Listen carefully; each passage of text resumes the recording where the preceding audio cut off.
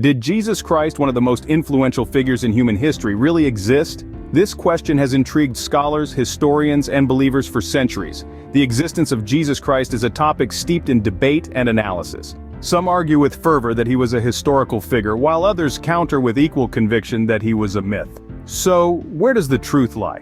Is there concrete historical evidence that can provide us with answers? Let's dive into the historical evidence to find the answer. The earliest evidence of Jesus' existence comes from the Bible itself. When we delve into the pages of the New Testament, we encounter an array of accounts that provide us with a narrative of Jesus' life. These accounts were authored by different individuals, each bringing their perspective and experience to the table. Let's start with the Gospels: Matthew, Mark, Luke, and John. These four books, written between 20 and 70 years after Jesus' death, provide the most detailed accounts of his life. They present a rich tapestry of stories, parables, and teachings, painting a picture of Jesus as a charismatic leader, a profound teacher, and a miracle worker. Matthew and John are traditionally believed to have been written by two of Jesus' disciples, giving them a first-hand perspective of his life and teachings.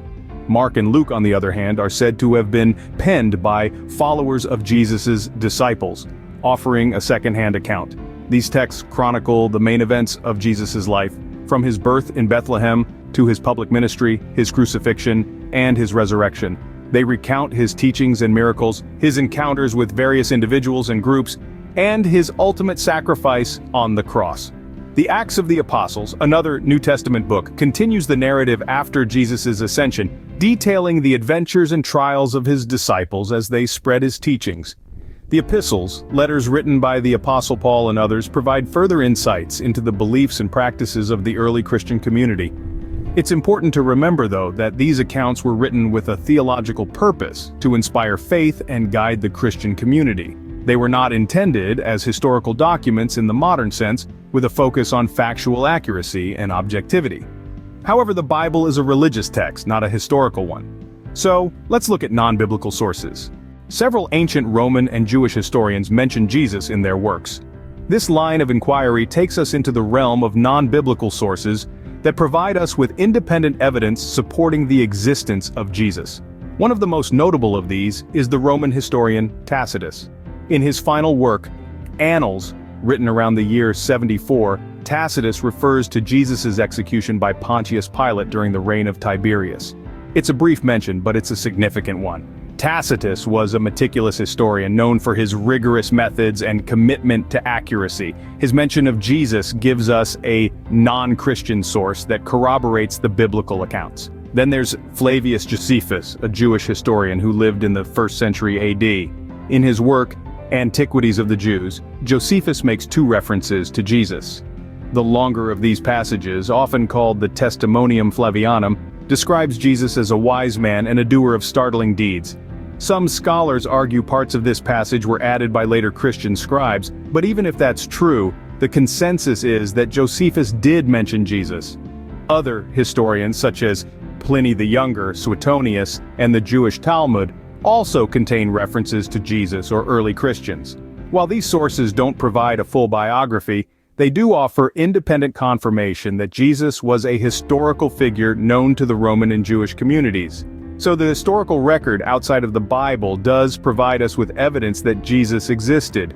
But it's important to note that these sources were not contemporaneous with Jesus. Tacitus, Josephus, and the others wrote their accounts several decades after Jesus' death. This delay raises some questions about the reliability of their information. So while these non-biblical sources do lend credibility to the existence of Jesus, they also prompt another question.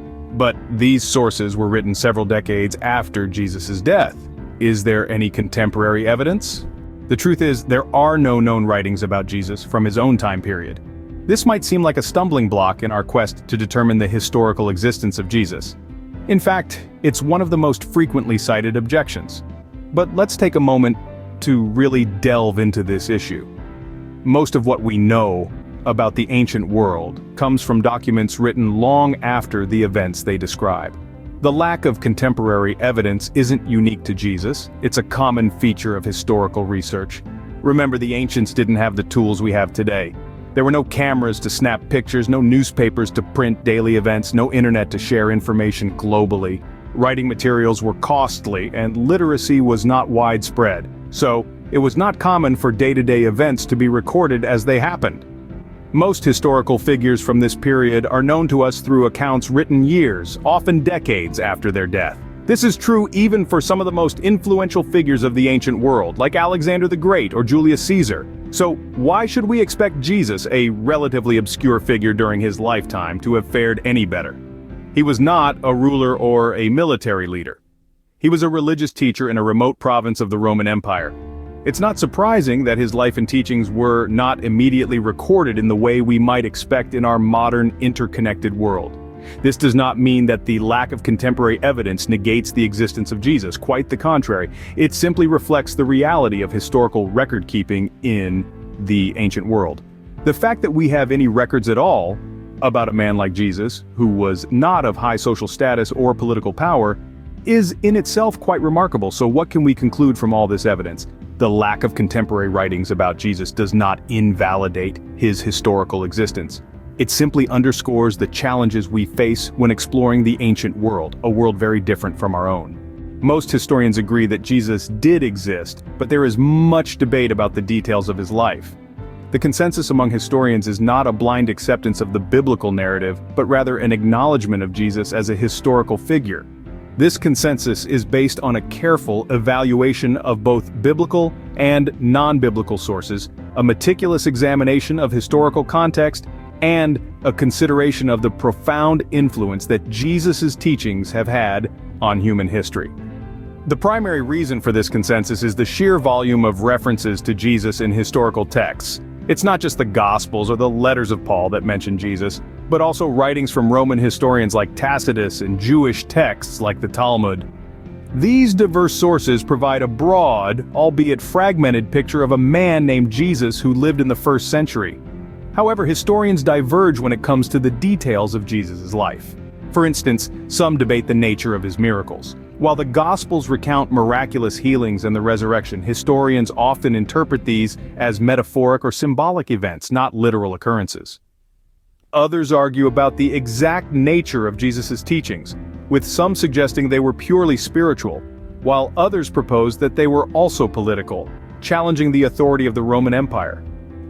The historical Jesus' depiction also sparks debates. Some historians present him as an apocalyptic prophet, anticipating the imminent end of the world.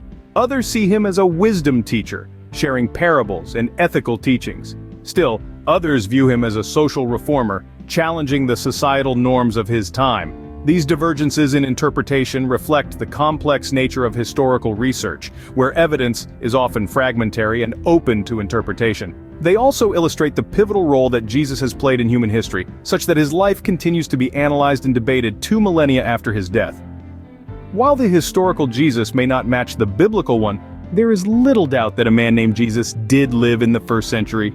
So, did Jesus really exist? The evidence suggests that he did. As we've journeyed through this exploration, we've touched upon various aspects that shape our understanding of this historical figure. We started with the biblical accounts which, despite their religious affiliations, serve as historical documents. They provided us with descriptions of Jesus' life and his interactions with the society of his time. Then we delved into non-biblical sources which, while not as extensive, offer corroborative insights, lending further weight to the argument of Jesus' existence. We also confronted the issue of the lack of contemporary evidence. Acknowledging that the absence of evidence is not necessarily evidence of absence, it's important to remember that the standards of record-keeping 2,000 years ago were vastly different from what we have today. From there, we turn to the general consensus among historians. Despite differing viewpoints and interpretations, there's a broad agreement that a man named Jesus did live in the first century in what is now modern-day Israel. The exploration of Jesus' existence underscores the importance of historical evidence and critical thinking. It's a reminder that our understanding of the past is built on careful examination of sources, open-minded discussions, and sometimes a healthy dose of skepticism. In the end, the existence of Jesus is a matter of history, not faith. And history, as always, is open to interpretation.